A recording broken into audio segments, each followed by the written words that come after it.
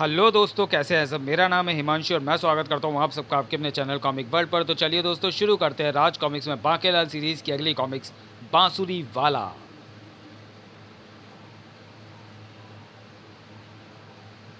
Bankelal series बांसुरी वाला, चित्रांकन बेदी, लेखक तरुण कुमार वाही, संपादन मनीष गुप्ता, हास्य सलाहकार संजय गुप्ता, संजय सक्सेना।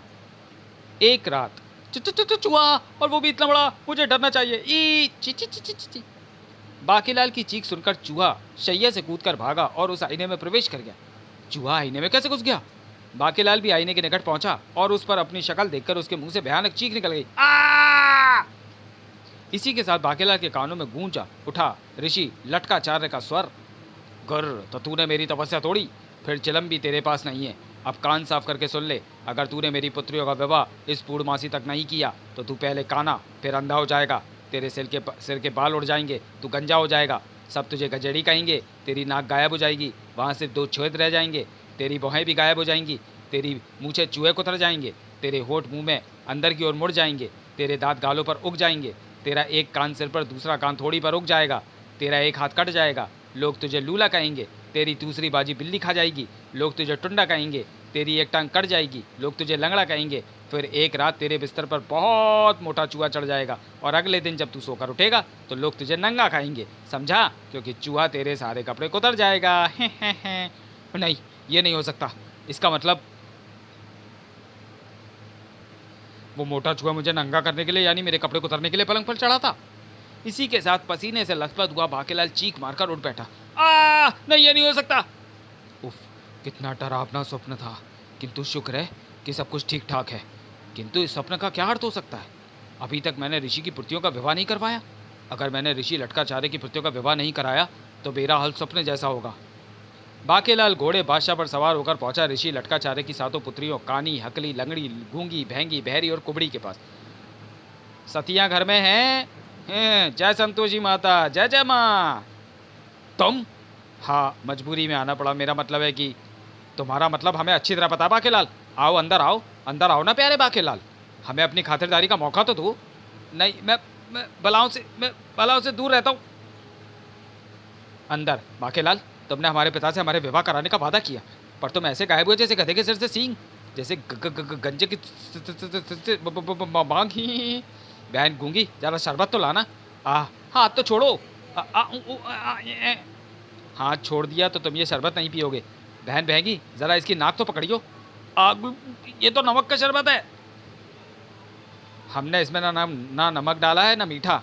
ये हमारे वे आंसू हैं जो पिछले दिनों हमने अपने विवाह के अरमानों की चिता जल जाने पर बहा बहा कर कुंड में इकट्ठे किए हैं। आंसुओं का शरबत? हाँ, ये रहा हमारे आंसुओं का भरा कुंड। बाकेलाल जी, भूख लगी होगी। ये रही वो रोटियां जो विवाह के सपने देखते देखते जलकर राख बन गई। लो चूल्हे में जाओ। चूल्हा तो गर्म है। चूल्हा तो ठंडा ही था, मैंने अभी अंगारे रखे हैं। देखा बाकेलाल, आखिर मुसीबत में हमारे आंसू ही तुम्हारे काम आए। हाँ, पर अब इन्हें और ना बहाना, क्योंकि मैं आज बल्कि अभी से तुम्हारे लिए जानवरों, मेरा मतलब वरों की तलाश शुरू कर देता हूँ। क्या सच बाकेलाल? पर ध्यान रखना, मेरे लिए काना वर मत लाना, और मेरे लिए भैंगा मत लाना, मेरे लिए लंगड़ा मत ढूंढना, और मेरे लिए कुबड़ा मत ढूंढना, मेरे अगला ढूंढना। मतलब मेरे लिए गूंगा मत ढूंढना, मेरे लिए बहरा मत ढूंढना, क्योंकि जिससे भी हमारी शादी होगी हमारे जैसे गुणों विचारों से अपने आप ही सुशोभित हो जाएगा।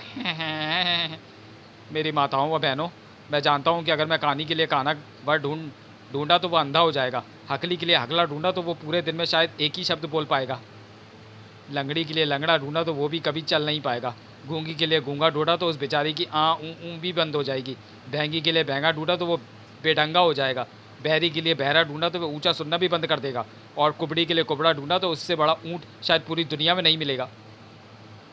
तो मेरी ज़बरदस्ती की माताओं और बहनों, अब मैं जाता हूँ आपके लिए वरों की तलाश में। चलो बहनों, मेहंदी व उपटन लगाएं। तेरी किस्मत अच्छी है बाकेलाल, जो कि आज मेरा संतोषी माता का व्रत है, और व्रत वाले दिन मैं किसी को भी नहीं गिराता। जय संतोषी माँ। और उसी समय से बाकेलाल की सबसे बड़ी चिंता बन गई 7 वरों की खोज। क्यों भैया, तुम्हारी शादी हो गई? हाँ भैया, 2 ही बचवा भी हैं ईश्वर की कृपा से। ये ईश्वर कौन है? मेरा मतलब तेरे बच्चों की शादी हो गई या नहीं? काहे मजाक कर रहे हो बाकीलाल जी? हुई तो अभिन टू टू दू ढाई ढाई साल के हुए हैं। और फिर जब बाकीलाल थक हार कर महल में पहुंचा तो अभी अभी आरंभ हुई थी राज दरबार की कार्रवाई। चपर चपर, अरे बाकीलाल तुम कहाँ चले गए थे? हमने तुम्हें कहीं भी नहीं ढूंढा। चपर चपर, मेरा मतलब कहाँ कहाँ नहीं ढूंढा? आओ आओ बाकीलाल, चपर चपर, अभी थोड़ी देर पहले हमने पूरे राज दरबार में पान बंटवाए हैं। देखो सब दास दासियाँ, मंत्री और हम खुद भी मजे ले रहे हैं पान के। हैं। चलो अच्छा हुआ जो आप ठीक वक्त पर आ गए बाकीलाल चाचा। मैं यही सोच रहा था कि पान की पीक कहाँ फेंकूं। मेरा मतलब है कि मैंने एक पान आपके लिए भी बचा कर रखा है। बाकीलाल के लिए पान तो मैंने भी रख लिया था। महारानी तुम अपने वाला पान मुझे दे दो, क्योंकि मेरी एक और पान खाने की इच्छा हो रही है और दूसरा पान है नहीं। हैं। किंतु महाराज ये पान आज किस खुशी में खाए जा रहे हैं?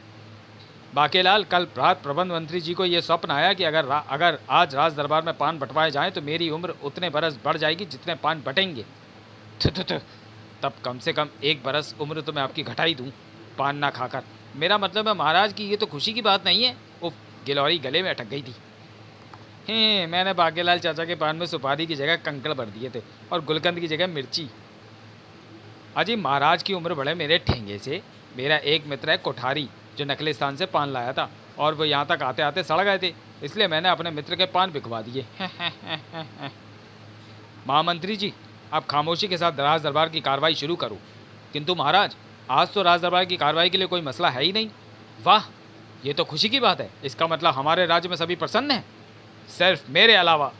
और मेरे अलावा तुसी कौन हो भाई? मेरा नाम जयकारा है। मैं बहुत अच्छी बांसुरी बजाता हूँ, पर क्या खाक अच्छी बजाता हूँ। जब भी बजाता हूँ बिल्लियाँ इकट्ठी हो जाती हैं। खैर फिलहाल मैं अपनी बांसुरी पर भाषण देने नहीं आया, ये कहने आया हूँ कि मुझे मेरे पुत्रों के लिए 7 ऐसी कन्याओं की तलाश है जो कि आपस में बहनें भी हों। और मैंने सुना है कि प्रबंध मंत्री के रिश्ते के चाचा की 7 बहनें इस समय महल में ही मौजूद हैं। महाराज आपको उन कन्याओं से मेरे पुत्रों का विवाह कराना होगा। अरे मगर न जान न पहचान तू मेरा मेहमान। प्रबंध मंत्री बहुत दिनों से तुम्हारे तमीज़ चाचा का पूरा परिवार महल का मुफ्त का राशन डकार रहा है। तुम्हें ये रिश्ता फ़ौरन स्वीकार कर लेना चाहिए। और फिर मुझे तो लड़कों में कोई ऐप भी नज़र नहीं आता। मगर मुझे तो यहाँ लड़के ही नज़र नहीं आ रहे हैं महाराज। वर के पिता को देखकर ही हमने ये दावा किया, क्योंकि हम लिफाफा देखकर मंजूमन भाप लेते हैं। चौंक पड़ा बाकीलाल भी। क्या 7 वर? ये तो मेरे काम का आदमी है। इससे पहले कि बाकीलाल कुछ कह पाता, पत्रवाहक पत्र लाया। पत्र किसका हो सकता है? बाकीलाल तुम इसे पढ़ो। ज़रूर आपके नाम यमराज का होगा। इसमें से तो मेरे मायके की खुशबू आ रही है। महाराज पत्र आपके ससुर जी का है। ससुर जी का? बंद कर दो, कल शौचालय में बैठकर पढ़ूंगा। जान प्यारी है कि नहीं महाराज? पिताश्री का पत्र? बाकीलाल पत्र फौरन पढ़ो। हाँ बाकीलाल चाचा, नाना जी का पत्र फौरन पढ़ो, यह हमारा आदेश है। कर मगर बाकीलाल जी ज़रा रुकिए। बोल जयकारा लाटा वाली दा। मेरा तो नाम ही जयकारा है, तो बोल दिया लाटा वालिदा। बोल साचे दरबार की जय। यह पत्र महाराज चंदन सिंह ने खास मीर नामक हिम व पर्वतीय क्षेत्र से महारानी जी को लिखा है। मजमून इस प्रकार है। प्रिय पुत्री स्वर्णलता, खुश रहो।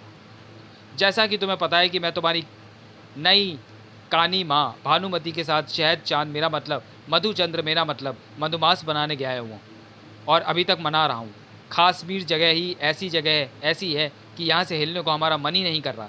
घुटनों और कमर का दर्द हिलने ही नहीं दे रहा। लुकमान हकीम ने बिल्ली के सींग का तेल दिया है और तुम्हारी नई माँ अपने खुरदुरे झुर्रीदार हाथों से दिन रात मालिश कर रही है। उसकी मालिश से अगर कोई हड्डी ना सरकी तो उम्मीद है कि 20-25 दिनों में मेरे घुटनों व कमर का दर्द तो ठीक हो जाएगा। उसके बाद गर्दन का इलाज कराऊंगा।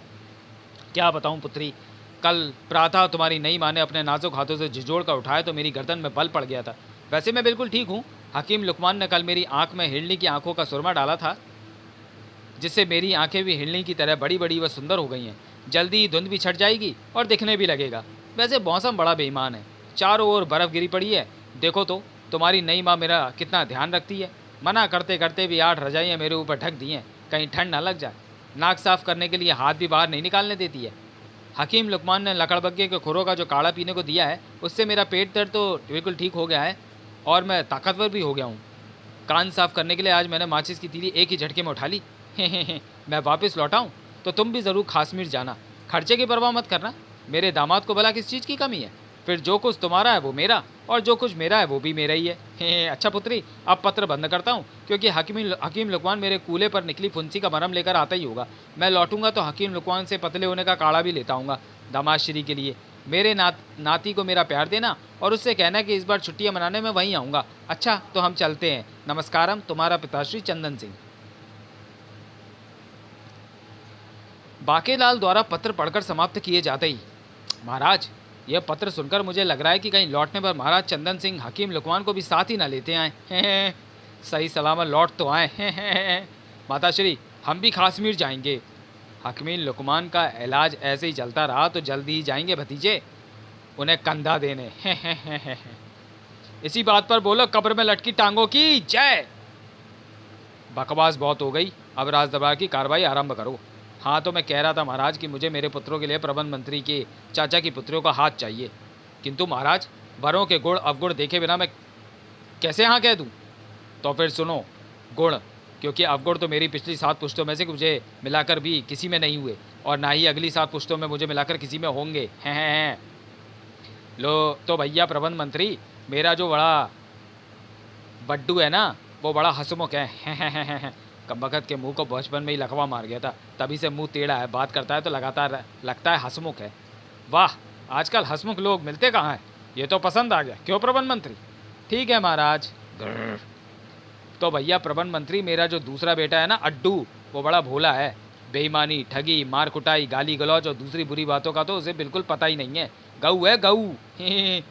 बचपन में गुल्ली सिर पर लग गई थी, तभी याददाश्त खो गई थी, उसे तो अपने आप तक का पता नहीं है। पति पत्नी दोनों को एक जैसा होना भी चाहिए। ये भी ठीक है महाराज। तो भैया प्रबंध मंत्री, मेरा तीसरा बेटा डड्डू, आहा, क्या बताऊं, राजा लड़का है, परिश्रमी इतना कि हर वक्त कोलू के बैल की तरह जुता रहता है। हल में बैल की तरह नहीं जुतेगा तो खाएगा क्या घास? परिश्रम तो सफलता की कुंजी है, घर में बर्तन मांजने की भी काम आएगा। क्यों प्रबंध मंत्री? ये भी ठीक है महाराज। तो भैया प्रबंध मंत्री, मेरा चौथा बेटा लड्डू तो मिश्री है, मिश्री, और मिश्री में भी इतनी मिठास कहाँ। वाह, बोलता है तो मुंह से फूल झड़ते हैं, फूल। वो कुत्ता तो उसे काटते ही मर गया था, पर मेरा बेटा अब जब भी बात करता है उसी कुत्ते की बोली में प्यार से करता है। चींटियाँ ऐसे मीठे पर ही छोड़ी जाती है। क्यों प्रबंध मंत्री? मुझे तो ये लड़का भी पसंद है। मुझे भी महाराज। हाँ तो भैया प्रबंध मंत्री, अब आ जाओ मेरे 5वें पुत्र टेड्डू पर। नजर ना लगे, पर उसकी भीम जैसी चौड़ी छाती देखकर मेरी छाती चौड़ी हो जाती है। बस पीठ पर उगी एक पर्वत श्रृंखला से थोड़ा सा टेढ़ा हो गया है, यानी कुबड़ा। मूंग दलने के लिए छाती तो चौड़ी ही होनी चाहिए ना। पसंद है, पसंद है। क्यों प्रबंध मंत्री? बिल्कुल महाराज। तो भैया प्रबंध मंत्री, छठे पुत्र गड्डू की विशेषताएं क्या गिनाऊं? सब उसके सामने सिर झुकाते हैं। दुनिया में वो बिरला ही इंसान है जो सर्वगुण संपन्न है। उसकी एक आंख नहीं है, नाक का एक छेद बंद है, 16 दांत गायब है, जीभ आधी है, बाल आराम से गिने जा सकते हैं, एक कान कछुए जैसा है, दूसरा छिपकली जैसा है, एक हाथ में 3 उंगलियां हैं तो दूसरी में 6, और पेशे से हज्जाम है। पत्नी के बेलन के आगे सारे गुण धरे के धरे रह जाते हैं। भाई वाह। क्यों प्रबंध मंत्री? पसंद है ना? पसंद आ तो गया है महाराज। नहीं नहीं प्रबंध मंत्री जी, ये मैं आपको नहीं कर रहा, ये तो मैं कर रहा हूँ मेरी जलेबी की तरह सीधे सबसे प्यारे दुलारे सबसे छोटे बेटे छड्डू को। बहुत प्यार करता हूँ मैं उसे, इतना इतना इतना इतना ज़्यादा कि बेचारा मेरे प्यार के पहाड़ के नीचे दबकर आधा ही रह गया, यानी बौना। प्यार से ही संसार है। मुझे तो ये भी पसंद है, और मुझे ये भी मिलाकर 7 वर पसंद हैं। तो चलिए दोस्तों, वीडियो को यहीं समाप्त करते हैं और मिलते हैं बाकेलाल सीरीज की कॉमिक बांसुरी वाला के दूसरे और अंतिम भाग में अगले वीडियो में। तब तक के लिए धन्यवाद।